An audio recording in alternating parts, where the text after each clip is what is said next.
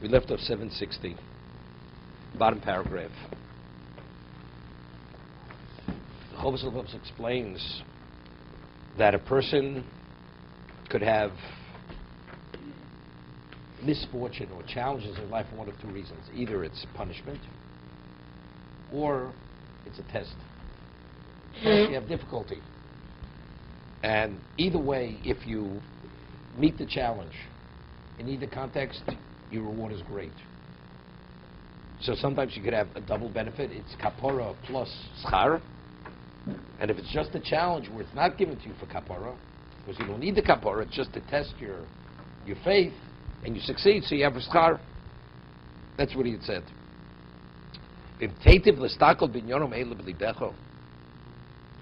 He says, and if you're able to see it in this positive light,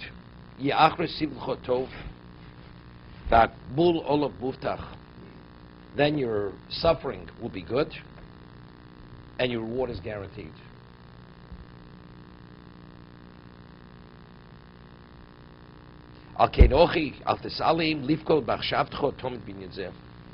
Therefore, he said you should not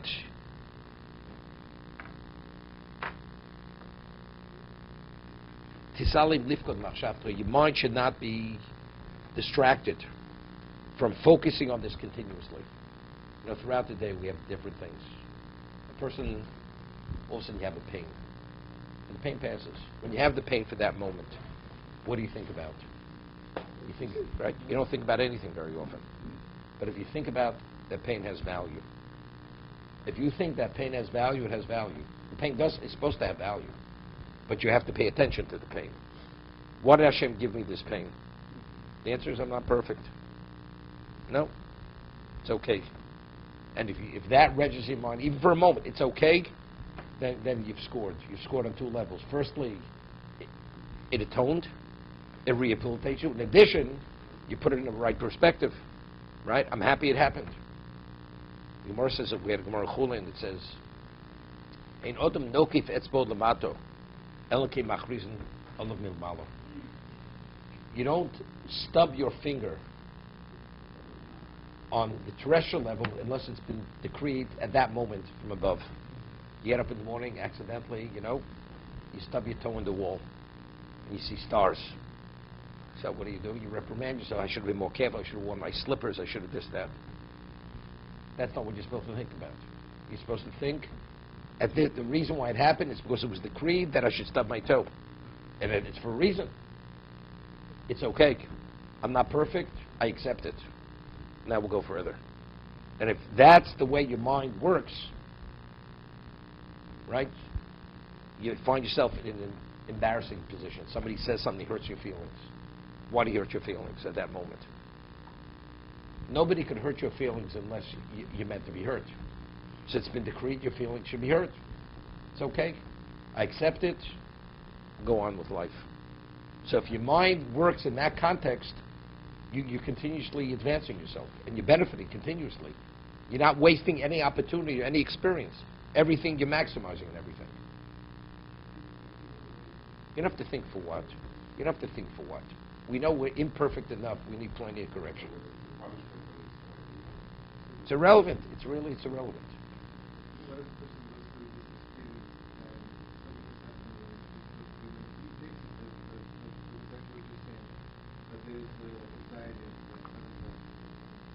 Where's the anxiety? If you take it this way, there's no anxiety.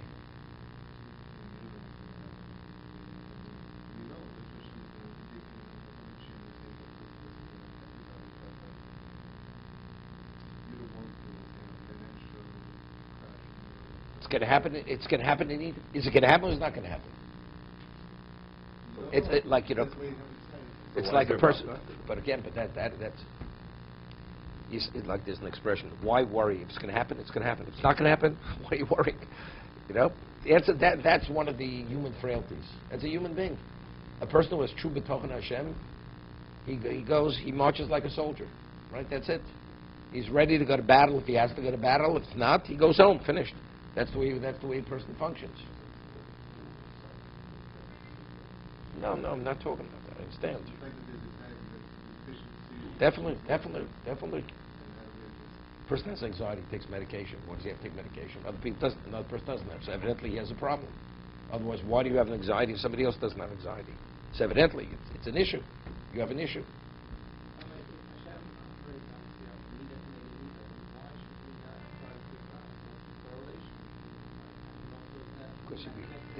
Sometimes you could. Sometimes it's so out of the ordinary.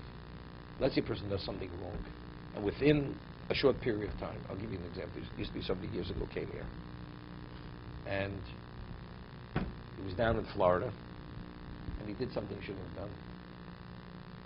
Spent the night with a woman, shouldn't have, a Jewish woman. Came out of the building, a Cuban. His fist was larger than his face. As he comes out, he smashes him in the face, almost knocks him unconscious. So, he understood. That was the message. There's no question. It happened as he came out of that building. Why did it happen? Is it because he ate pizza from a non-kosher pizza shop 3 weeks earlier? Right? So it's clear. So sometimes, you can't ignore the reality, but most times to really pair it up, it's not so simple. He was sensitive. It's not taking a body. Rabbi, in illness, you talk about momentary pain, so you can focus. In a long-term illness, where you have discomfort, you have pain, so you can see it, for temporary, you can deal with it, but then you fall off the wagon. Can you go back? Can it be a start, stop situation? I mean, how do you deal with a prolonged agony or something, or pain? Well, how do you deal with it? You're supposed to deal with it like a short-term thing. As if it's a short-term. Differently. Why are you suffering? You're suffering. Why? You're suffering for a reason. Rabbi, if someone has a chronic disease, when it's a chronic disease, is it a test or is it a virus? Could be both. Could be both. And how do you deal with it? Because you said that once you overcome it, then it's. No. When you overcome it, it's not. Something is unrelenting. It's a continuous test. Yes. Person could deal with something for a day, a week, but it reaches a point, it becomes too much sometimes. Okay, so that's the question. It's longer the test becomes more difficult. Sometimes it becomes less. Person sometimes gets used to a situation, right? So people deal with different issues differently. When is it going to end? If a person is already beside himself, then that becomes more complicated. There's a famous word from some philosopher. Or says, there were 3 Jews, Faraid, because they didn't bow to the image of the Babylonian emperor. They were thrown into a kiln. And they came out alive. And they were agreeable. We will not bow, we will die. Similar to the story of Avraham Avinu. And Gemara says in Ksubis that if they would have been beaten, they would have bowed.